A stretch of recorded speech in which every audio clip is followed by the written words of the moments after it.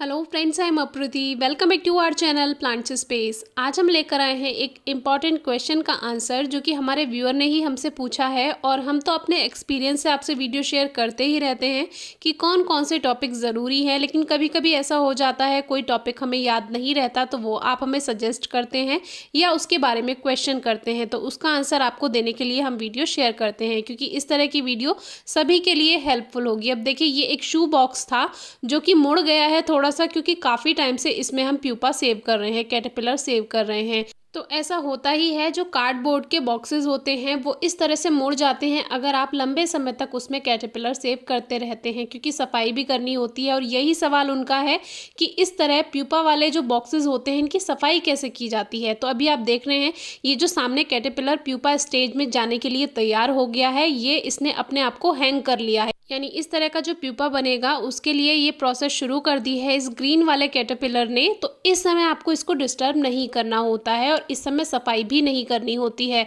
तो इस काम को करने के लिए आपको एक दिन का इंतज़ार करना होगा। एक दिन के बाद ये प्यूपा फॉर्म में चेंज हो जाता है, उस समय आप सफाई कर सकते हैं और बहुत ज़्यादा डिस्टर्ब नहीं करना होता। लेकिन जब आप सफाई करते हैं तो अगर ये प्यूपा फॉर्म में आ गया है तो फिर कोई परेशानी नहीं होती। अब देखिए, कल हमने आपको उसका ग्रीन फॉर्म दिखाया, यानी जब वो हरा था और प्यूपा बनने जा रहा था, और अब वो प्यूपा बन चुका है। ये प्यूपा ग्रीन कलर का भी हो सकता है, ब्राउन कलर का भी हो सकता है, क्रीम कलर का भी हो सकता है।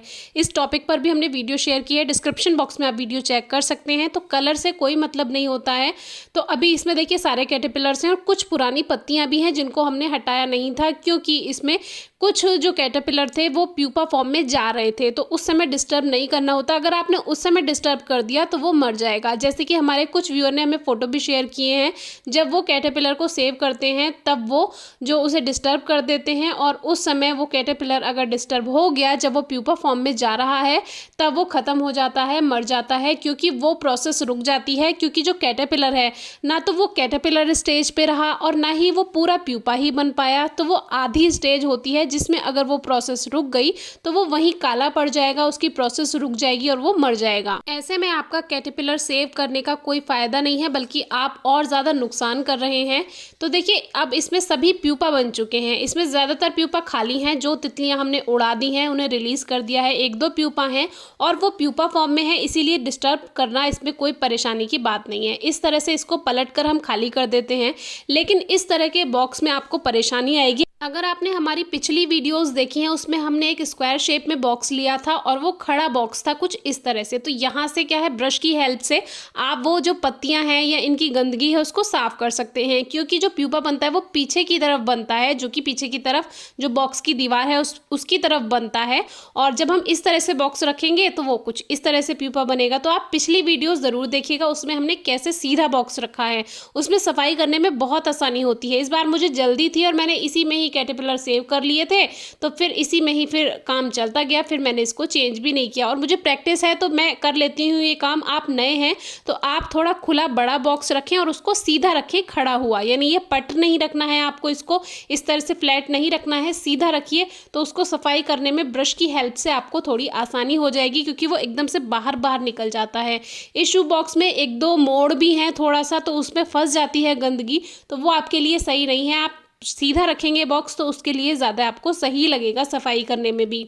और एक बात का ध्यान रखें, एक ही बॉक्स में सारे कैटरपिलर सेव ना करें। अगर आप बिगनर हैं यानी नए हैं तो आप अलग अलग छोटे छोटे बॉक्सेस रख लीजिए और फिर ऐसे रखिए, एक दो कैटरपिलर एक में रखिए, एक दो कैटरपिलर एक में रखिए, तो आपको ज़्यादा आसानी होगी, बार बार डिस्टर्ब नहीं करना पड़ेगा। मेरी तरह एक ही बॉक्स में ना रखें अगर आप नए हैं, क्योंकि नए लोगों को शुरू शुरू में परेशानी होती है, फिर प्रैक्टिस हो जाती है, फिर सब कुछ ठीक हो जाता है। तो अब हमने इसमें वापस से कैटरपिलर रख दिए हैं और नई पत्तियाँ इसमें फिर से रख दी हैं, जिससे इनको फ्रेश लीव्स मिलेंगी, तो ये ज़्यादा अच्छे रहते हैं। पुरानी पत्तियां ज़्यादा पुरानी ना होने दें, क्योंकि सूखी पत्तियां ये नहीं खाएंगे और बहुत इमरजेंसी में अगर खा भी लेंगे तो वो सही नहीं है इनके लिए। तो ताज़ी पत्तियां आप रोज़ रखिए, मैं रोज़ पत्तियां बदलती हूँ। इस तरह से मैंने ये स्टिक लगा दी है, क्योंकि ये बॉक्स मुड़ने लगा था और स्टिक से ये बॉक्स देखिए बिल्कुल सीधा हो गया है।